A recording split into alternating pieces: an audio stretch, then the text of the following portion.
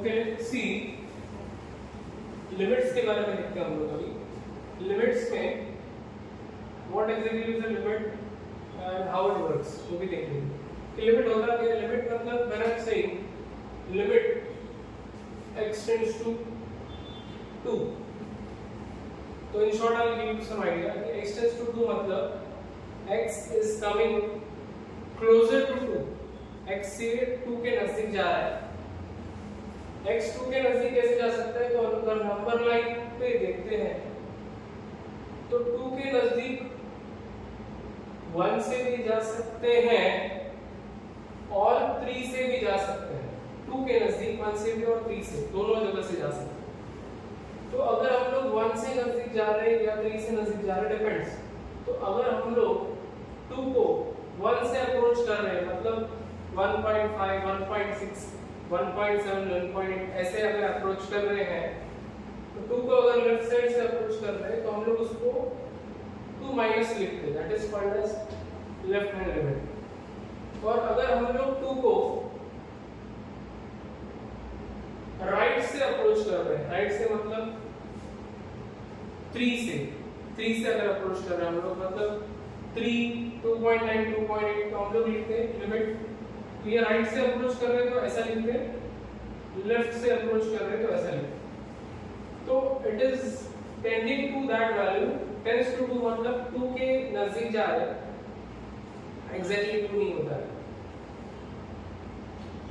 Close to 2 but not exactly 2, that's what it means actually.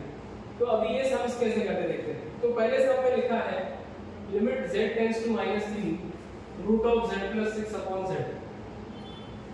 Now when I am saying z plus 6 upon z, तो अभी यहाँ पर पहले तो ये चेक कर रहे हैं कि -3 इसमें डाला तो क्या होगा। -3 अगर मैंने इसे सब्स्टिट्यूट कर दिया, तो -3 अगर इसे सब्स्टिट्यूट कर दिया तो डिनोमिनेटर में आ जाएगा -3 और ऊपर 6 - 3 will give me 3। तो ये वैल्यू डायरेक्टली इसमें सब्स्टिट्यूट हो सकता है, क्योंकि ये वैल्यू डालने पे ये डिनोमिनेटर 0 नहीं हो रहा है, डिनोमिनेटर 0 नहीं हो रहा। सो आई कैन सब्स्टिट्यूट, मैं सब्स्टिट्यूट करता हूँ तो ये आ जाएगा z टेंड्स टू -3 मतलब ये -3 हो जाएगा और ये आ जाएगा -3 plus 6 and 6 minus 3 is actually 3 और ये -3 आ जाएगा। सो अगर इसको और भी सॉल्व किया, क्या इट इज √3 to √3, तो ये कैंसिल हो जाएगा, we will get -1/√3 as the final answer. ये इसका फाइनल आंसर। सेकंड क्वेश्चन जो है इसमें अगर मैंने इसमें लिमिट डाल दिया, ये 3 इधर डाल दिया, तो भी डिनोमिनेटर 0 नहीं हो रहा है। सो मैं डाल सकता हूँ, मैं इसमें 3 डाल देता हूँ, ऊपर भी 2 × 3 + 6, तो ये आ जाएगा 2 × 3 = 6 + 6, 6 + 6 is 12, which is nothing but 4 × 3 = 12, 4 × 3 = 12, तो ये आ जाएगा 2 √3 upon 3, कैंसिल करेंगे तो ये आएगा 2/√3। This is the answer that we get, cancel करेंगे। तो ये दोनों सम्स में मैंने x का वैल्यू डायरेक्टली सब्स्टिट्यूट कर दिया, क्योंकि ये जो फॉर्म है वो इनडिटरमिनेट नहीं बन रहा है। इनडिटरमिनेट का मतलब होता है कि ऐसा फॉर्म जो सॉल्व ना हो, जैसे अगर डिनोमिनेटर में 0 आ गया तो इनडिटरमिनेट होता है। तो लेट्स टेक एन एग्जांपल, मैं क्या बोल रहा हूँ समझ लो। अगर मैंने इधर 5 लिख दिया तो 5 is 3125, 3125 - 3125 will give me 0। तो यहाँ पर डिनोमिनेटर में 0 आ रहा है, तो मैं यहाँ पर 5 डायरेक्टली नहीं डाल सकता। तो अगर मैं सब्स्टिट्यूट नहीं कर सकता तो I will use some formula हो जाए। The formula is this one, limit x tends to a, x raised to n minus a raised to n upon x minus a is equal to n a n minus one, ये formula है। तो ये formula हम लोग यहाँ पर use करते हैं, कैसे यूज होगा। तो ये फॉर्मूला यूज करने के लिए पहला रिक्वायरमेंट तो ये है कि नीचे x माइनस ए होना चाहिए। तो यहाँ पर अगर मैंने लिमिट को सेपरेट कर दिया, सेपरेट करने से पहले अगर मैंने x क्यूब माइनस 125 के नीचे x माइनस 5 से ऊपर और x माइनस 5 से नीचे डिवाइड कर दिया, मतलब dividing the numerator and denominator by x minus 5। अभी ऐसा क्यों कर रहे हैं हम लोग? तो if you look at the numerator, यह x cube, this is 5 cube,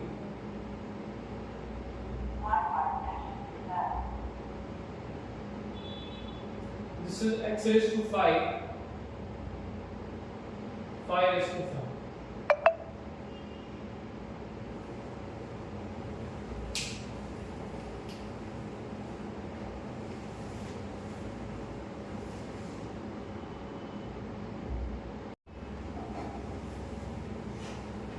यहाँ पर अभी अगर मैंने लिमिट को सेपरेट कर दिया,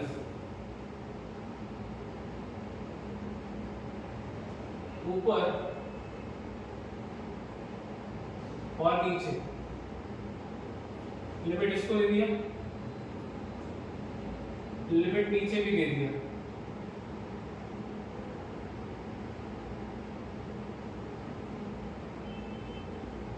लिमिट ऊपर भी दे दिया, लिमिट नीचे भी दे दिया, तो ये लगभग फॉर्मेट में आ गया। x टेंड्स टू a, अगर देखा जाए तो ये मुझे बराबर a दिख रहा है, x tends to a, x raised to n minus a raised to n, वो फॉर्मूला है।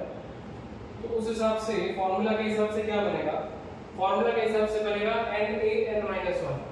तो n कितना है यहाँ पर ऊपर 3, a कितना है 5, n is 3 minus 1, इधर n है 5, a कितना 5, 5 minus 1, 3 into कितना आ जाएगा 3 into 5 स्क्वायर, ये कितना आएगा 5 into 5 raised to 4। तो कैलकुलेशन करके ये आ जाएगा 5 स्क्वायर और ये स्क्वायर हो जाएगा, तो 3 अपॉन ये 5 स्क्वायर बचेगा, 5 स्क्वायर 25, 5 आएगा 125। This is your final answer. तो मैंने यहाँ पर अभी ये रीजन देना है, ये फॉर्मूला, ये रीजन हर जगह आएगा जहां पर फॉर्मूला यूज होगा। तो मैंने फॉर्मूला तभी यूज किया है जब भी वो नीचे का वैल्यू 0 आ रहा था, इनडिटरमिनेट बन रहा था तभी। एक और देख लेते हैं, अभी ये सब में भी limit y tends to -3। If you observe carefully, अगर इधर ये है तो इधर माइनस ए है, तो यहाँ पर भी वैसा ही होना चाहिए था। तो इसको मैं क्या करता हूँ, पहले I'll write this as minus 243. I'll write this as minus, plus को लिखा माइनस इंटू माइनस, प्लस को मैंने लिखा माइनस इंटू माइनस। इसका फायदा ये हुआ कि limit y tends to, y का right is y raise to -5, और इसको लिख सकते हैं -3 का रेज़ टू 5, इसको लिख सकते हैं -3 का क्यूब। फिर हम लोग ऊपर और नीचे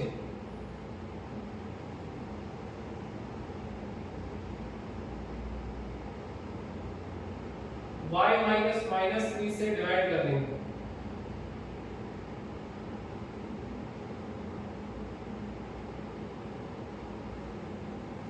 ऊपर और नीचे y -3 से डिवाइड कर, ऊपर और नीचे डिवाइड कर दिया तो क्या मिलता है?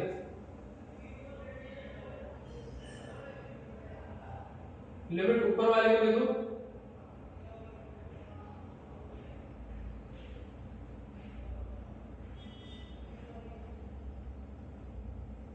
और लिमिट नीचे वाले को भी दे दो।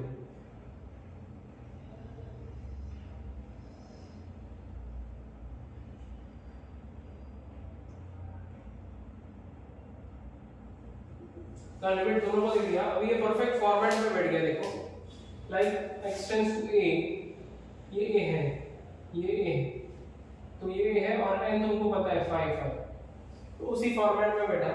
तो हम लोग बोल सकते हैं n into a raised to n minus 1, नीचे भी n into a raised to n minus 1,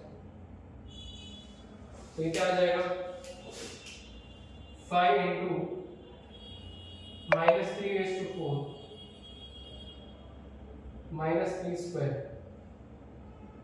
5 upon, ये कैंसिल हो जाएगा, ऊपर बचेगा square, minus 3 square is 9,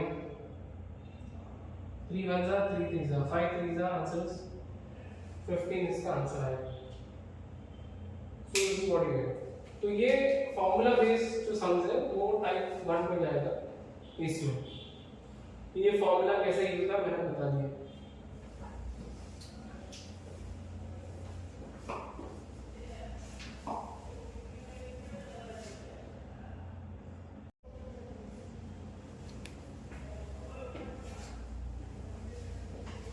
let's see this सम। ये सम में अभी पहले तो यहाँ पर लिमिट जो है हम लोग n को स्प्लिट करते हैं, तो यहाँ जाएगा limit x tends to 1 x plus x square x cube. n को कैसे स्प्लिट करेंगे, जैसे अगर मैं बोलता हूँ 2 को हम लोग लिख सकते हैं 1 प्लस 1, 3 को लिख सकते हैं 1 प्लस 1 प्लस 1, वैसे n को लिखते हैं 1 प्लस 1 प्लस 1, बट कितने टाइम्स वो हमको नहीं पता। So I can write this as 1 plus 1 plus 1 plus and so on. तो ये नंबर मुझे पता नहीं है, तो ये कितने भी बार हो सकता है। जैसे अगर 3 देखता हूँ तो 3 इज 1 3 टाइम्स 1, 3 टाइम्स 1, तो ये n टाइम्स 1 है। फिर इसको लिखता हूँ मैं x minus 1। Just explain this again. जैसे 2 होता है 2 टाइम्स 1, मतलब 1 को 2 बार लिखते हैं। 3 होता है 3 टाइम्स 1, मतलब हम लोग इसको you can just write over here, हाँ 3 is 3 times 1, मतलब 1 plus 1 plus 1। तो वैसे ही इसको अभी लिखते हैं। देखो तो अभी कैलकुलेशन के हिसाब से x के साथ ये मान ले लो,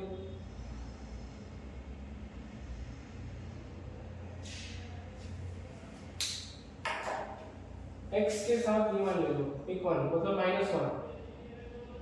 फिर x स्क्वायर के साथ एक -1 ले लो, x क्यूब के साथ एक -1 ले लो, ऐसा करते करते x रेज़ टू n के साथ एक -1 ले लो, नीचे आएगा x minus,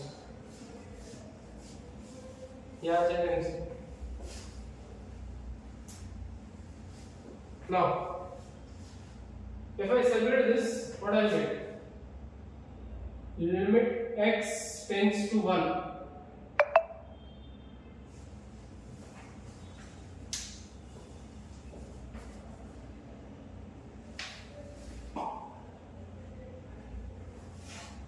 X minus 1 upon x minus 1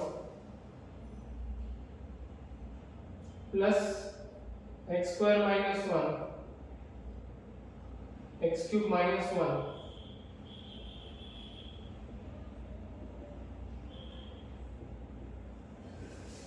ये मिलेगा। अभी लिमिट सबको सेपरेट करते हैं। This will be limit x tends to 1, तो लिमिट इसको भी ले दें,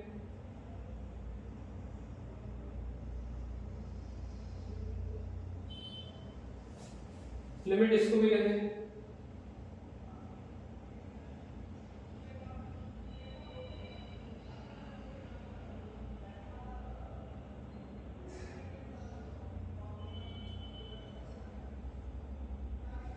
अब मैंने जो फॉर्मूला बताया था limit x tends to a x raised to n minus a raised to n upon x minus a is n a n minus 1. तो यहाँ पर पावर 1 है, तो ये आएगा 1 into 1 raised to 1 minus 1, तो ये 1 ही रहेगा। वैसे ये भी आएगा 2 into 1 raised to 1 minus 1, तो 2 ही रहेगा। वैसे ये भी 3 ही रहेगा, और ऐसे करते करते ये भी मुझे n ही मिलेगा। अगर आपने कैलकुलेट किया तो ये मिलेगा। Now 1 plus 2 plus 3 plus and so on क्या आता है, n into n plus 1 by 2 by sequence series you get this sequence series chapter में दिया गया n into n plus 1 by 2।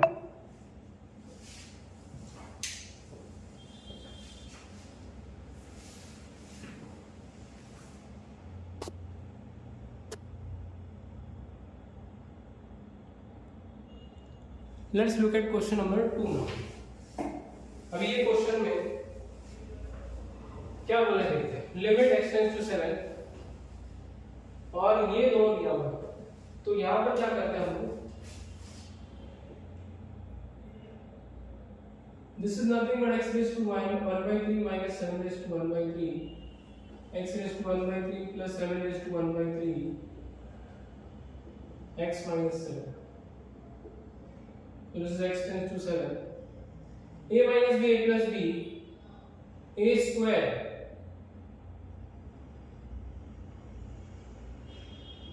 minus b square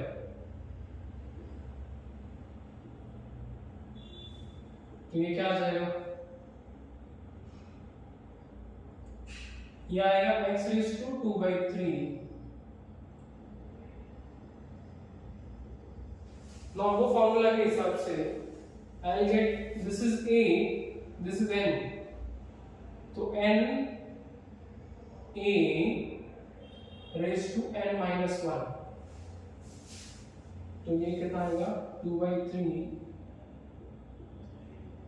this is 2 minus 3 is minus 1 by 3, तो ये आएगा 2 upon 3 into ये 7 raised to 1 by 3, so you can keep it as it is. This is your answer, ये आपका answer है। ये वाला देखते हैं। अभी ये वाला थोड़ा सा अलग है सर, फॉर्मूला तो ऑफ कोर्स वही है, इसमें फॉर्मूला में यहाँ पर फिर से आपके लिए लिख देता हूँ। फॉर्मूला कौन सा है, limit x tends to a x raised to n minus a raised to n upon x minus a n a n minus 1, ये फॉर्मूला। तो अभी यहाँ पर सब्स्टिट्यूशन करते हैं हम लोग, पुट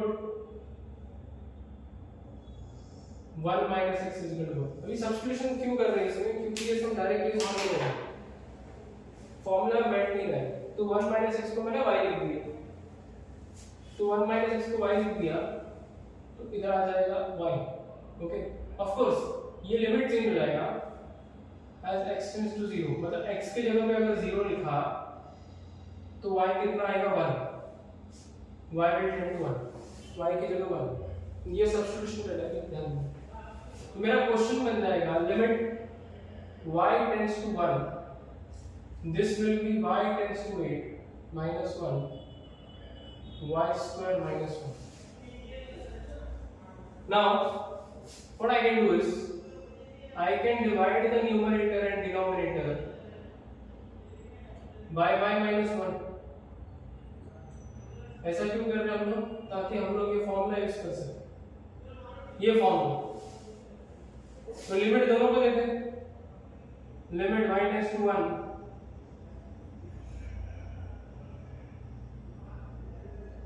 और लिमिट इसको भी देते हैं y square minus 1 square upon y minus 1। Limit इसको भी दे दिया, लिमिट इसको भी दे दिया, ये क्या आ जाएगा n a n minus 1 n a n minus 1, अब 1 1 तो 1 ही होता है, 8 into 1 2 into 1, 8 by 2 is 4, this is the answer। तो तो ये एक सब्स्टिट्यूशन का टाइप देखा। ये a minus b a plus b से सॉल्व किया था and this is a bit different जहां पर हमने n पैरेलल डाल के इसको सेपरेट किया। सारे के सारे सम्स इसी पे बेस्ड है, यही फार्मूला इसमें यूज है, इधर उसको रीजन दे सकते हैं। That's what you can do.